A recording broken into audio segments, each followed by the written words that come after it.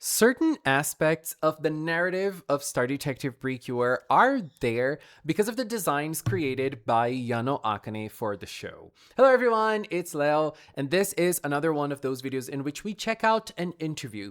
This time is with Yano Akane, the character designer for Star Detective, and in this interview she shares lots of interesting details that ended up influencing the season itself, and also some pretty nice stuff about all of the CURE ECLAIR candidates, all of the CURE ECLAIR suspects. And I think it's interesting for us to check out this interview before the ECLAIR reveal that is happening later this week. I'm super excited because I think there are some pretty nice tidbits that we can pay attention to.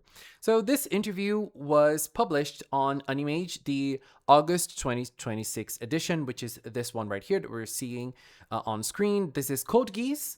Code Geass was on the cover of the magazine, and obviously we're focusing on the Yano Akane article that was published on this interview. So let us check certain details. Let us check what she had to say, which I believe are pretty interesting things. So the first thing that she shares in this interview is that when she passed the audition, she was working and she was staying overnight in a studio.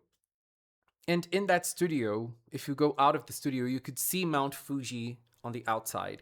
And so after she got the news that she passed the PreCure audition, she got out of the studio and she screamed towards Mount Fuji, Yahoo! Celebrating the fact that she is now an official PreCure designer. She said that she always wanted to work on PreCure, which is a show for kids.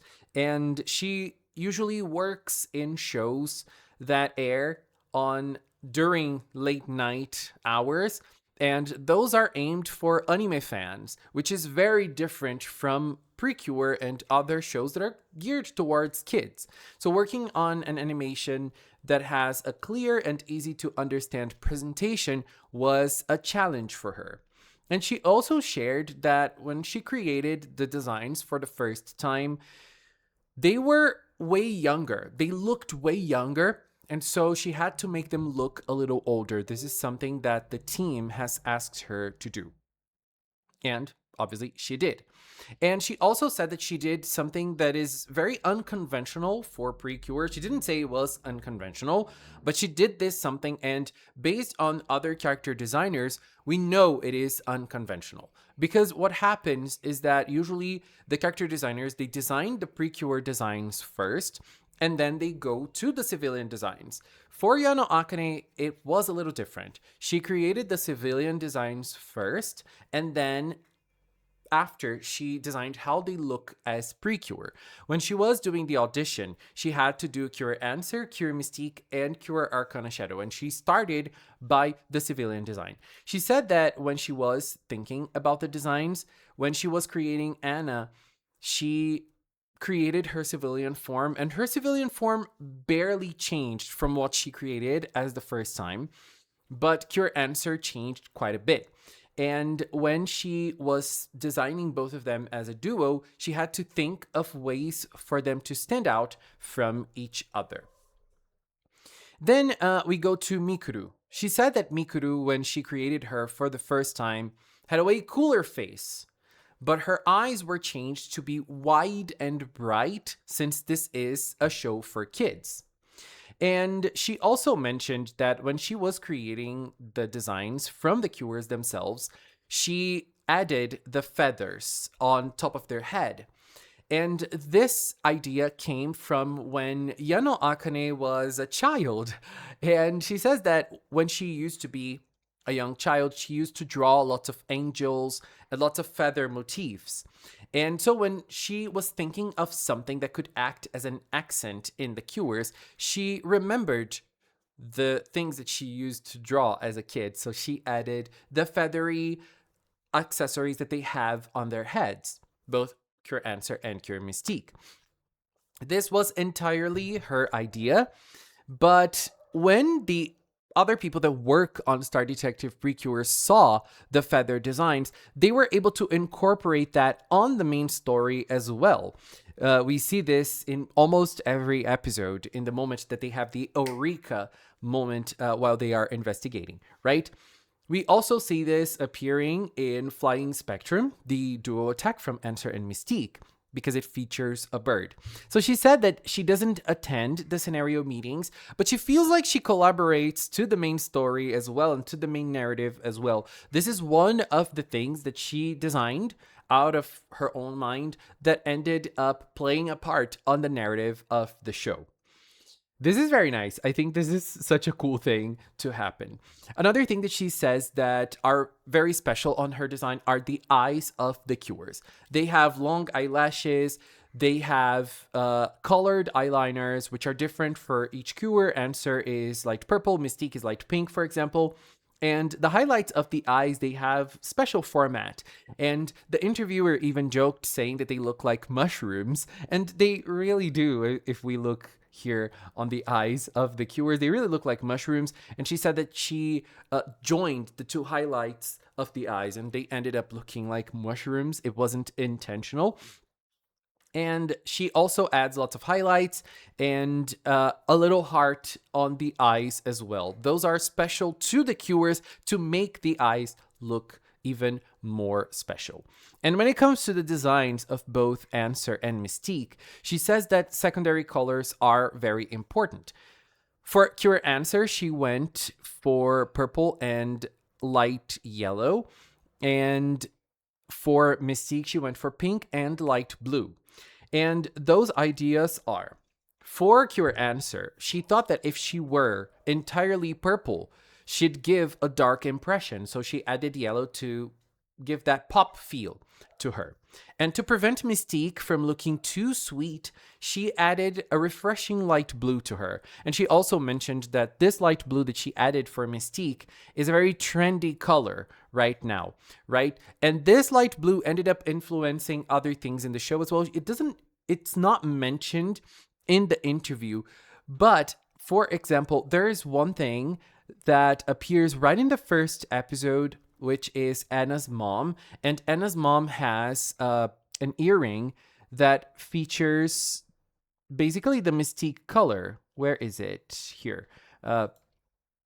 It's the light blue that Mystique has, and it is also in the Mystique format, which is a rectangle, right? So I think this is something that is very important. Another thing that is a highlight of the designs of the cures is the colored nails. She says that this was a special touch, and this is something that she likes a lot, so she added color nails to the cures. And she thinks that if their nails are colored, whenever there's close-ups of them holding certain items in the show, the viewer is able to know who is holding them without needing to see the person. Just by seeing the hand, you know who is holding that item. When it comes to the gloves, we have fingerless gloves, and they were added to give them a cool feel. The first designs were less cool, and she was asked to add some sleek and sharp parts in the design to give it a little bit of a cooler vibe as well, together with the sweetness. And I think this was a very, very nice choice. When it comes to Cure Arcana Shadow, she says that her first design was way more gothic than the design that we got. She was really black, but they ended up making some adjustments, but they kept the gold on a black background element with her, and this ended up going up until the end of her design. The pink in the hair was there from the beginning, and it is supposed to bring out a cute atmosphere to Arcana Shadow, and the staff was also there from the beginning, but its top part was spiral in the first design. And when creating Arcana Shadow, Duduka was also created first and Arcana Shadow second. And she says that when she was creating Cure Eclair, Eclair was not created as a duo for Arcana Shadow in terms of design. She created Eclair's design as a standalone Cure. And when she was creating Cure Eclair, she gave her lots of butterflies. This was her own idea, and this was there since the first drafts of the Cure Eclair design. And based on the design of Cure Eclair, we have butterflies, and the butterflies were added as a very important motif inside the Star Detective narrative again. And this was probably an influence from Eclair's design that Yano Akane had created. So the Eclair design came first, and the idea for the butterflies came from Eclair's design herself. And then we have all of the symbology with the blue butterflies that are appearing in the show. And we even have a moment in the preview for episode 25, which we haven't seen, but we are going to see soon, which is this moment right here. Lots of blue butterflies coming out. This is probably related to Eclair's rebirth in the show. And it's interesting to know that the first idea from butterflies came from the design itself, came from the designer, Yano Akane. She was the one who thought of butterflies for Eclair. So this is very nice. Another moment of the designer influencing the narrative of the show, because this was heavily incorporated by the narrative. It's not only a visual motif, but it's also a visual metaphor for certain things in the show. And I think this metaphor is going to become clearer for us when we learn more about Eclair's story. So this is very, very nice, right? And in the first design stages, Arcana Shadow was a mysterious girl with droopy eyes, you know, that tired expression. And Eclair had a sharp expression with a cool older sister look. But after learning more about their characters, she swapped their eye shapes. We're going to understand why she did it and why it makes sense when the story of Star Detective progresses. Very curious about it.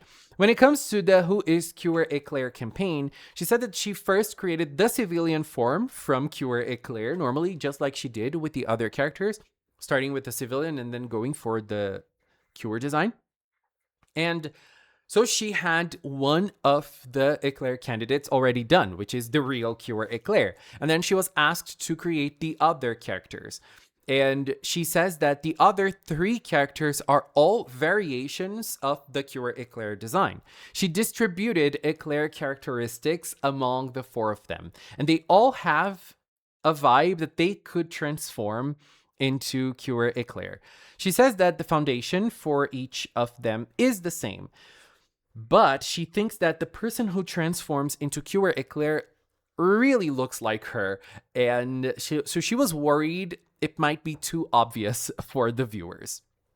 So design-wise, relating each of the girls, she described them like this, starting with Eliza.